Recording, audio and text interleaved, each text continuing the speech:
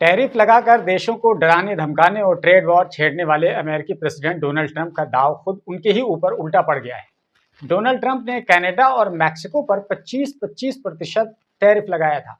उसके अलावा चीन पर 10% का टैरिफ लगाया था। लेकिन जब Canadian prime minister Justin Trudeau ने जैसे को तैसा वाली नीति अपनाई और उन्होंने भी 25% का टैरिफ अमेरिकी सामानों पर ठोक दिया, तो ट्रंप बैकफुट पर आ गए और ट्रंप ने मजबूर होकर टैरिफ लगाने वाले फरमान को 30 दिनों के लिए पोस्टपोन कर दिया। हालांकि इसके बावजूद कनाडा में अमेरिकी सामानों को बहिष्कार करने की अपील जारी रखी गई। जस्टिन ट्रूडो ने जैसे ही कनाडा के लोगों से अपील की कि कनाडा के लोग अमेरिकी सामानों का बाइकआउट कर दें। बस इतना अपील करना था कि कनाडा में बड़े पैमाने पर अमेरिकी सामानों का बहिष्कार किया जाने लगा।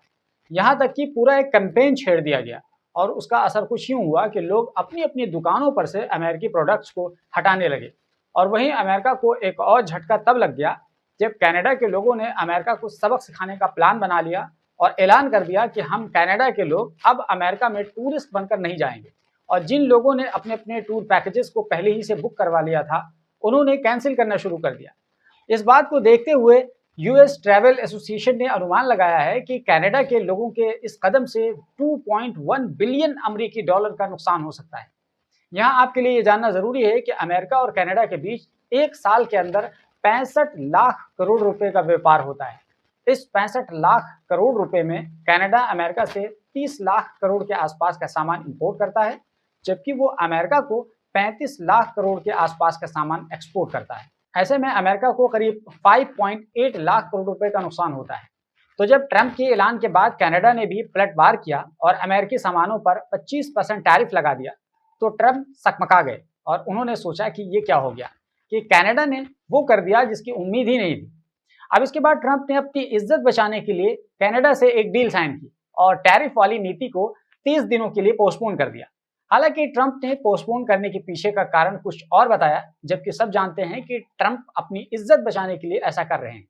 ट्रंप ने टैरिफ को मुलतवी करने के लिए उसके पीछे का कारण ये बताया कि हमने कनाडा के प्राइम मिनिस्टर जस्टिन ट्रूडो से बातचीत की है और हम दोनों ने एक डील साइन की है जिसमें यह कहा गया है कि कनाडा के बॉर्डर से जो फेंटेनिल ड्रग अमेरिका में आता है, जिसके बाद कई सारे अमेरिकियों की जान चली जाती है, उसको रोकना है और उसके लिए कनाडा तैयार हो गया है। इसलिए टैरिफ वाली बात को 1 महीने के लिए पोस्टपोन कर रहे हैं, जबकि ये बात सबको पता है कि ट्रंप ने ऐसा क्यों किया है। तो खैर, अमेरिका और कनाडा दोनों मिलकर बॉर्डर के जरिए आने वाले ड्रग तस्करी को रोकेंगे।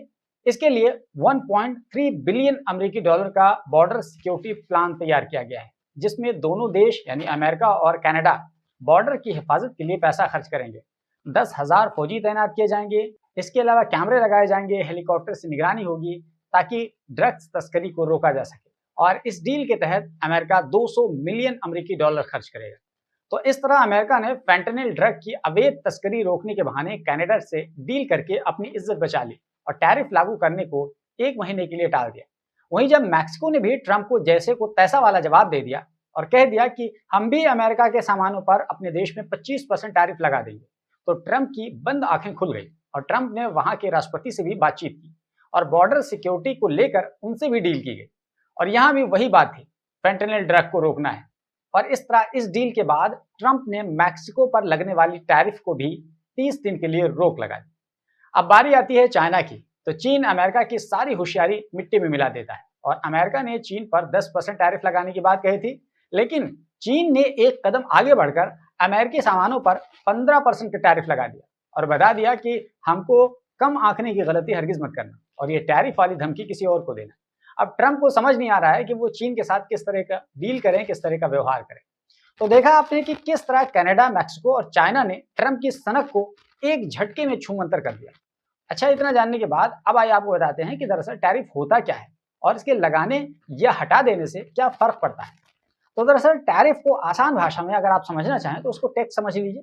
ये एक प्रकार का टैक्स होता है और टैरिफ लगाने से कुछ इस तरह फर्क पड़ता है कि उसको एक एग्जांपल से अगर आप समझना चाहें तो जैसे कि अगर अमेरिका कनाडा के सामान पर 25% टैरिफ लगा देता है, तो अब जो सामान कनाडा के हैं और वो अमेरिका की मार्केट में बिक रहे हैं, तो वो सभी के सभी महंगे हो जाएंगे क्योंकि इस पर अतिरिक्त टैक्स लगा हुआ है।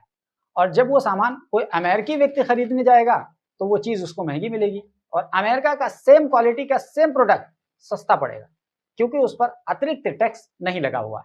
मान के चलो कि अगर कोई एक जूता खरीद रहा है और उसकी कीमत $4 है।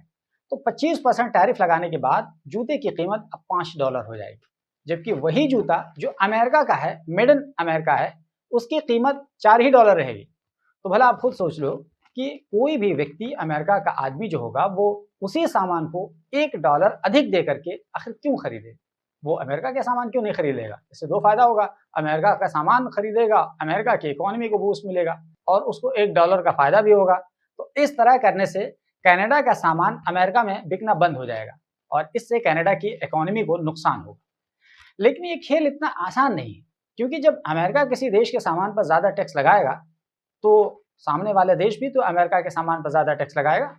तो जब वो भी लगा देगा, तो उसके देश में अमेरिका के सामान महंगे हो जाएंगे और वहाँ अमेरिका के सामान को कोई नहीं खरीदेगा, जिससे अमेरिका की इकोनॉमी को भी नुकसान उठाना पड़ेगा।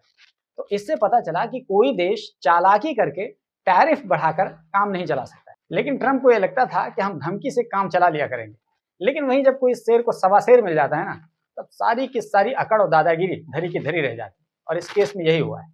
जब कनाडा और मैक्सिको ने अमेरिका से डरने के बजाय उनको मुंहतोड़ जवाब दे दिया, तो ट्रंप सकमका गए और सोचने लगे कि अब ये तो धमकी काम ही नहीं आ रही, इसलिए अपनी इज्जत बचाओ और इन देशों से डील कर लो और इस टैरिफ वाले खेल को 1 महीने के लिए रोक दो, फिर बाद में देखेंगे, डील कंटिन्यू करके परमानेंटली खत्म कर देंगे और रिश्ता ठीक ठाक कर लेंगे। हालांकि ट्रंप की ये पुरानी आदत रही है कि वो पहले धमकी देते हैं और उसके बाद में फिर अपनी शर्तों पर उसके साथ कुछ ना कुछ डील करते हैं, समझौता करते हैं। लेकिन जब उनके सामने कोई डट जाता है, कोई देश, तो ट्रंप अपनी औकात पर आ जाते हैं। दोस्तों, आपको याद होगा कि इससे पहले उन्होंने ब्रिक्स देशों को ये धमकी दी थी कि अगर तुम अपनी करेंसी को बढ़ावा दोगे तो खैरियत नहीं होगी। लेकिन ब्रिक्स देशों ने ट्रंप की बात पर ज्यादा ध्यान ही नहीं दिया, क्योंकि उन्हें पता है कि ट्रंप की नीति क्या है। हालांकि ब्रिक्स देशों ने जो करेंसी लॉन्च की थी, अभी तक केवल उसकी नकाब कुशाई भर हुई है। अभी कब चलन में आएगी उसका कुछ भी नहीं पता। लेकिन उसके इंट्रोड्यूस करने भर ही से अमेरिका की हालत खराब हो चुकी है, क्योंकि अमेरिका को पता है कि ब्रिक्स के जो देश हैं उसमें ब्राजील है, रशिया है, भारत है यानी इंडिया है, चाइना है और साउथ अफ्रीका है। तो इतने बड़े बड़े जायंट हैं, इतने बड़े बड़े देश हैं, अगर ये सब मिल करके कोई एक करेंसी लॉन्च करेंगे तो फिर डॉलर की क्या वैल्यू रह जाएगी और धीरे धीरे अमेरिका की इकोनॉमिक दादागिरी भी खत्म हो जाएगी। तो ट्रंप ने सोचा कि धमकी दे करके थोड़ा सा काम चलाएं, क्या पता कुछ काम चल जाए। लेकिन ऐसा अब कुछ नहीं होने वाला है और अब ट्रंप की धमकी का असर बेमाना होता जा रहा है। तो दोस्तों, ये था ट्रंप का टैरिफ वाला खेल और उसके खिलाफ कनाडा, मैक्सिको और चाइना का किरदार। बाकी आप ट्रंप की दादागिरी को, कनाडा और चाइना और मैक्सिको के रिएक्शन को आप क्या कुछ कहना चाहते हैं? आप अपनी राय कमेंट बॉक्स में ज़रूर लिखिए। और अगर आप हमें यूट्यूब चैनल पर देख रहे हैं तो इस चैनल को सब्सक्राइब कर लीजिए और अगर यही वीडियो फेसबुक पर देख रहे हैं तो प्लीज़ हमारे पेज को फॉलो कर लीजिए, ताकि आने वाले वीडियोज़ आपको समय पर मिलते रहें।